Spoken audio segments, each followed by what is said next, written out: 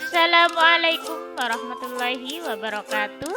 Perkenalkan, saya Alfia Nurfilah, calon guru penggerak angkatan 9 dari SDN Lengkong 4, Kabupaten Jember. Salam guru penggerak. Tergerak, bergerak, menggerakkan. Baiklah Bapak Ibu guru hebat, di sini saya akan memaparkan tentang jurnal refleksi dwi mingguan, yaitu pada modul 1.1 Filosofis Pemikiran Ki Hajar Dewantara. Di sini saya didampingi oleh fasilitator, yaitu Bapak Muhammad Zainul SPD, dan pengajar praktik, yaitu Ibu Puji Fitriyanti SPD. Refleksi dwi mingguan ini saya menggunakan model 4F atau 4P, yang mana F pertama yaitu fact atau peristiwa, kemudian yang kedua feeling atau perasaan, yang ketiga yaitu finding atau pembelajaran, yang keempat future atau penerapan. Fact atau peristiwa pertama, pembukaan PGP Angkatan 9, kemudian yang kedua, pembekalan guru penggerak, yang ketiga, mengerjakan pretest, kemudian yang keempat, yaitu mengerjakan LMS dengan menggunakan alur belajar merdeka. Rangkaian kegiatan pendidikan guru penggerak Angkatan 9 ini dimulai dari pembukaan dan pembekalan yang dilakukan secara virtual, yaitu pada hari Rabu tanggal 16 Agustus 2023. Setelah itu, calon guru penggerak mulai mengakses LMS yang ada di SIM PKB masing-masing. Dengan menggunakan alur belajar merdeka pada modul 1 ini, CGP menyelesaikan pretest terlebih dahulu. Pelaksanaan pretest ini diberi waktu 3 hari mulai dari tanggal 16 sampai 18 Agustus tahun 2023. Ketika mengerjakan pretest modul 1 ini, saya menggunakan kemampuan dan pemahaman awal yang saya miliki. Saya sedikit kesulitan dalam mengerjakan soal pretest tersebut. Kegiatan selanjutnya yaitu menyelesaikan tugas LMS sesuai alur belajar merdeka, yaitu pada modul 1.1 tentang refleksi filosofis pendidikan nasional Ki Hajar Dewantara, yaitu mulai dari diri. Pada alur ini, CGP belajar secara mandiri dan membuat refleksi diri tentang pemikiran Ki Hajar Dewantara. Kegiatan selanjutnya yaitu eksplorasi konsep yang dilakukan secara virtual dan didampingi oleh fasilitator, pengajar praktik, dan diikuti oleh semua rekan CGP kelas 38.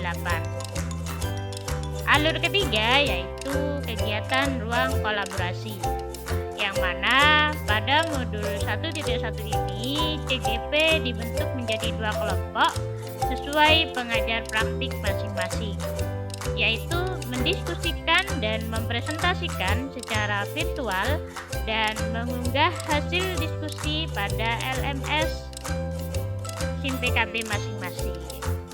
Alur keempat yaitu demonstrasi kontekstual dengan mengunggah tugas pada LMS. Alur kelima yaitu elaborasi pemahaman.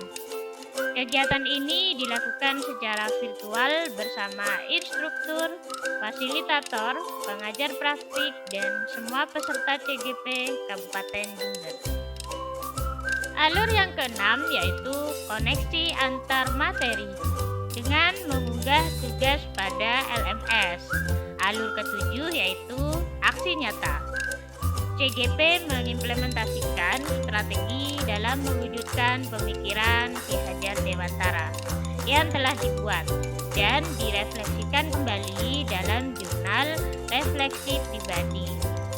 Kemudian pada tanggal 7 September mulai dilakukan pendampingan individu pertama, feeling atau perasaan, Pertama, saya merasa khawatir saat mengikuti pendidikan guru penggerak ini karena selain saya sebagai guru, saya juga menjabat sebagai operator BOS di 2 lembaga. Jadi butuh waktu khusus dalam menyelesaikan semua tugas tersebut. Selain itu, jaringan juga menjadi kendala saat pertemuan melalui Jimit atau virtual.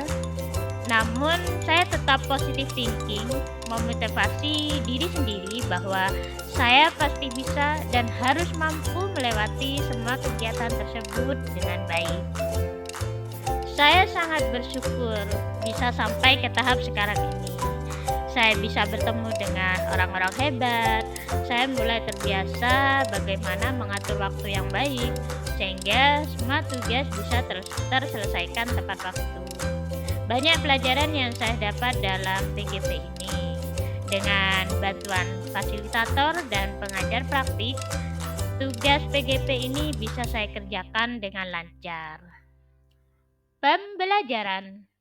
Banyak ilmu yang saya peroleh dalam pendidikan guru penggerak ini, mulai dari bisa akses LMS yang sebelumnya sangat asing bagi saya, diskusi secara virtual, mengerjakan tugas menggunakan alur Merdeka sehingga dapat diakses secara mandiri dan memudahkan saya dalam mengikuti alurnya.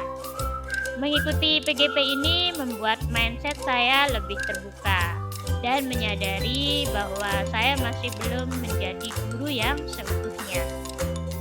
Pembelajaran yang saya dapat dari modul 1.1 ini bahwa pendidikan adalah menuntun sesuai kodrat yang ada pada murid untuk mencapai keselamatan dan kebahagiaan setinggi-tingginya.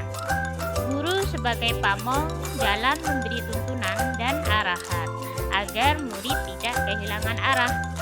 Guru sebagai fasilitator sehingga terciptanya pembelajaran yang berpihak pada murid dan harus mampu mengimplementasikan teologi Ki Hajar Dewantara.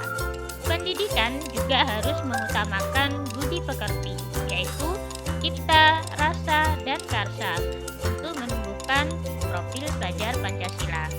Seorang guru harus selalu berefleksi diri untuk mengidentifikasi kekuatan dan kelemahan pembelajaran, sehingga terwujud pendidikan yang berpihak pada murid dan menciptakan pembelajaran yang menyenangkan.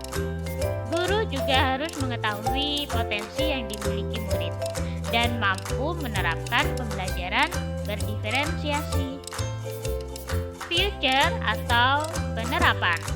Student Center. Pendidikan di sini bersifat menuntun. Tugas guru hanya sebagai fasilitator untuk menuntun murid sesuai kodratnya. Pembelajaran seharusnya lebih dominan murid yang aktif dalam mencari dan menemukan sendiri pengetahuannya. Yang kedua, model pembelajaran inovatif. Sebagai guru, saya harus terus meningkatkan kompetensi saya sendiri untuk menerapkan model pembelajaran yang inovatif, sehingga tercipta pembelajaran yang menyenangkan dan berpusat pada murid. Yang ketiga yaitu pembelajaran berdiferensiasi. Setiap murid mempunyai gaya belajar yang berbeda. Ada yang menyukai visual, audio, kinestetik, maupun gabungan dari gaya belajar tersebut. Guru harus mampu mengenali gaya belajar murid dan harus memenuhi setiap kebutuhan belajar murid.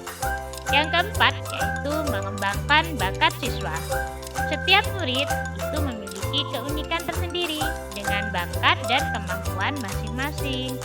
Tugas seorang guru yaitu harus mampu memfasilitasi, mendorong, memotivasi, serta memberikan contoh yang baik sehingga bakat tersebut dapat berkembang.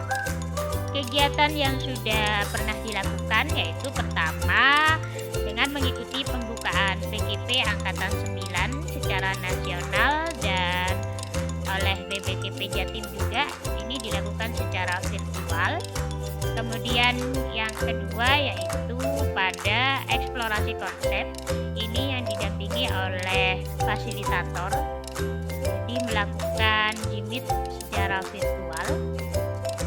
Kemudian pada ruang kolaborasi modul 1.1 ini juga dilakukan secara virtual yang didampingi oleh fasilitator dan pengajar praktik.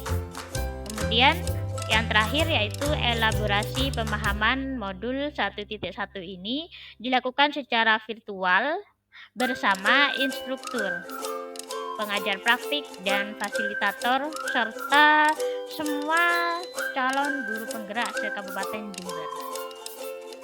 Demikianlah pemaparan dari saya terkait jurnal refleksi 2 mingguan modul 1.1 ini. Semoga bermanfaat. Terima kasih. Wassalamualaikum warahmatullahi wabarakatuh.